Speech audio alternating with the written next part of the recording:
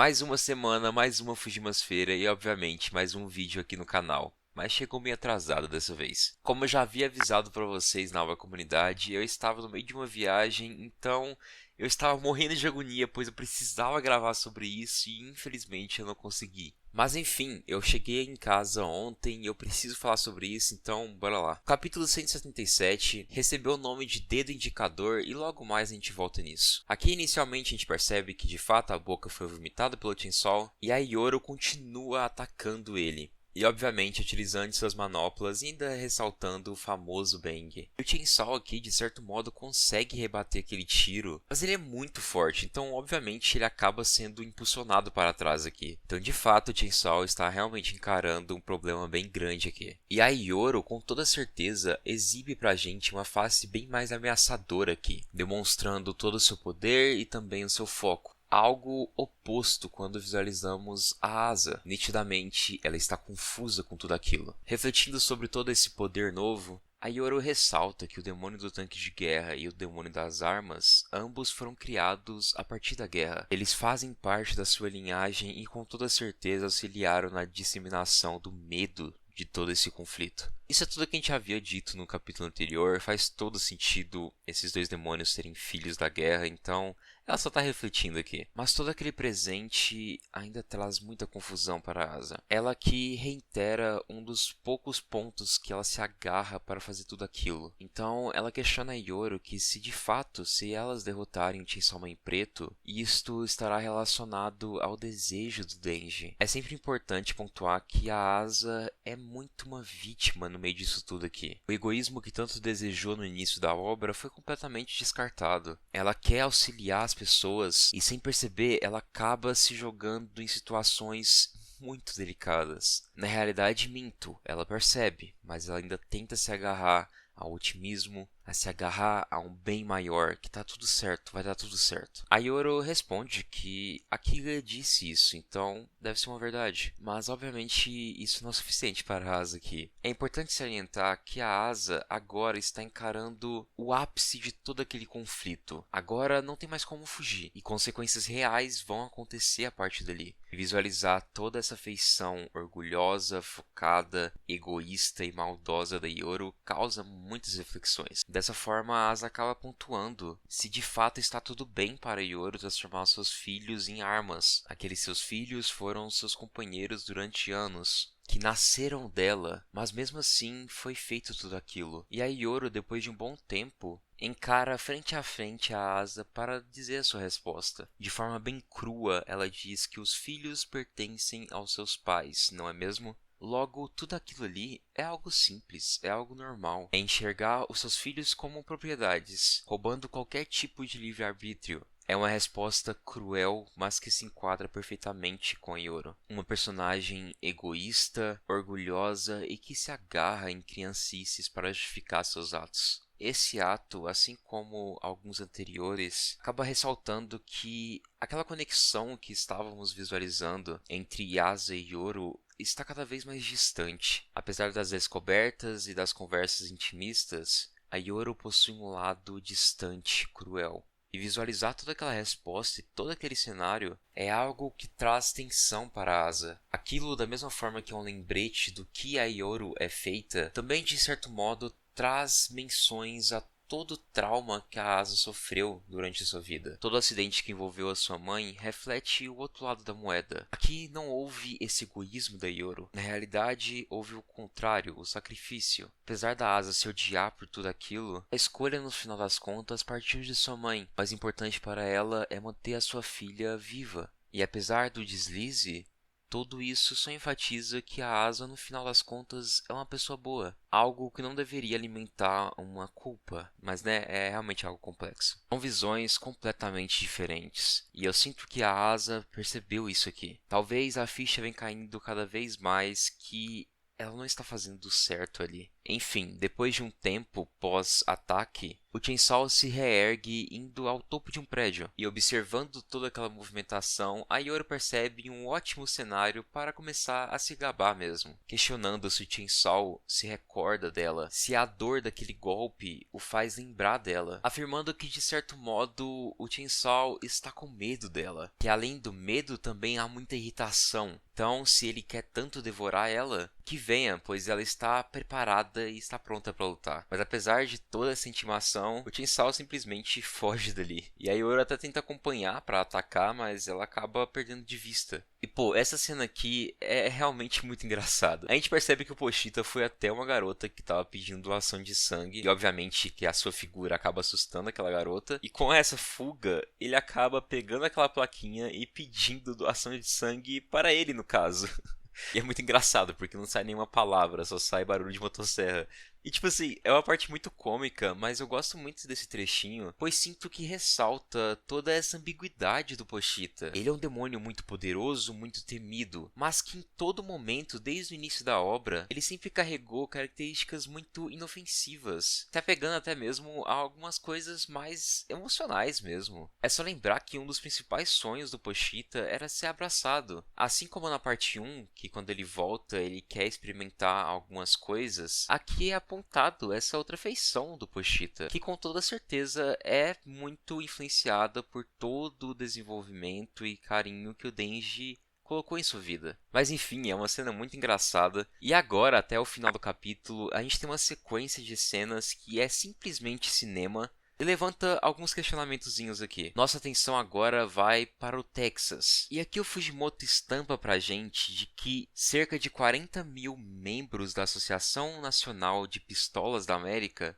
perderam seus dedos indicadores. Então a gente acaba vendo essas cenas bem perturbadoras mesmo, de várias pessoas perdendo seus dedos. E posteriormente a gente tem um paralelo entre a Estátua da Liberdade e a Yoro, compartilhando, obviamente, a mesma posição. E o último quadro nos mostra que, a partir do momento em que a Yoro faz um símbolo de apertar um gatilho com a sua mão, aquela estátua acaba se trincando. E assim o capítulo se encerra, mas calma, vamos falar sobre isso aqui. Primeiramente, faz total sentido toda essa sequência se passar no Texas, a qual é simplesmente o estado mais liberal nesse sentido de posse de armas. E tipo assim, é sério, em 2021 o Texas simplesmente eliminou a necessidade de licença para portar armas. É muito absurdo, mas até mesmo a necessidade de treinamento foi eliminada nesse período. Então sim, o Texas acaba abrindo uma margem para ser um estado bem violento. Ok, então a gente tem um cenário bem favorável para esse novo poder aqui do demônio das armas que a gente não conhecia. O simbolismo eu acho que é algo bem estampado, né? Todos ali perderam o dedo indicador, que é o dedo que puxa o gatilho, mas aqui eu também coloco uma outra camada. O dedo indicador, como o próprio nome diz, ele está ali para indicar, para apontar. Mas também acho que isso pode trazer uma carga de julgamento. Não sei se eu consigo colocar em palavras o que eu estou querendo dizer, mas de certo modo, quando apontam diretamente para você, estão te colocando em algum certo tipo de contexto. Então, meio que carrega esse lado de julgamento, sabe? E isso também pode estar relacionado ao próprio uso da arma. A partir do momento em que uma arma é apontada para alguém, um julgamento foi feito ali. Tipo assim, obviamente, a principal característica de tudo isso aqui é essa representatividade do dedo indicador ser o dedo que aperta o gatilho. Mas acho que fica interessante quando a gente coloca essa outra perspectiva aqui também. E ok, depois de todos esses sacrifícios, aparentemente foi o gatilho para Yoro conseguir utilizar um poder muito grande aqui. E temos esse paralelo entre a Estátua de Liberdade e a Yoro aqui. E bom, dá pra falar sobre muita coisa aqui. Tipo assim, nitidamente, quando o Fujimoto faz isso daqui, ele simplesmente enaltece todo esse aspecto egoísta da Yoro. Aqui ela contrapõe um símbolo de liberdade, ressaltando que ela será responsável em ceifar a liberdade de inúmeras pessoas. E é de fato isso, a Yoro é uma pessoa egoísta, ela não respeitou as suas próprias criações. Tudo à sua volta é da sua propriedade. Quando a gente parte para a ideia de que essa personagem representa a guerra, faz total sentido também. A guerra não está ali para observar e ouvir todos os lados. Não, é uma decisão que por muitas vezes pode até ser mesmo unilateral, que irá ceifar a liberdade de diversos povos. Esse último trecho me dá a entender que a Estátua da Liberdade vai se tornar uma arma, vai se tornar o gatilho desse poder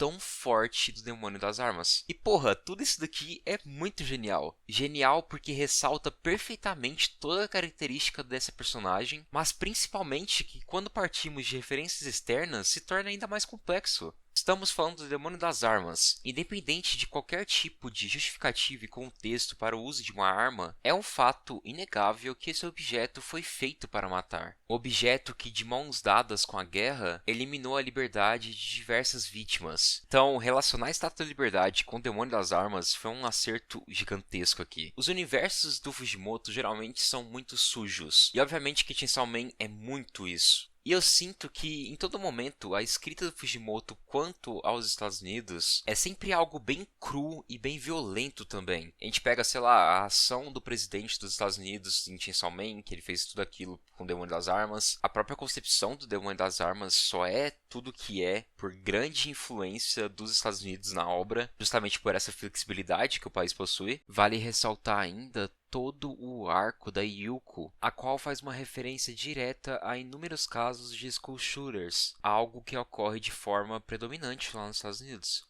Até, sei lá, essa arte conceitual que ele fez do Capitão América, qual pega um símbolo de patriotismo e transforma ele nessa figura demoníaca, poderosa, que esbanja um desconforto e violência. Ou vocês acham que essa estrela simplesmente enfiada na cabeça do personagem é algo sutil?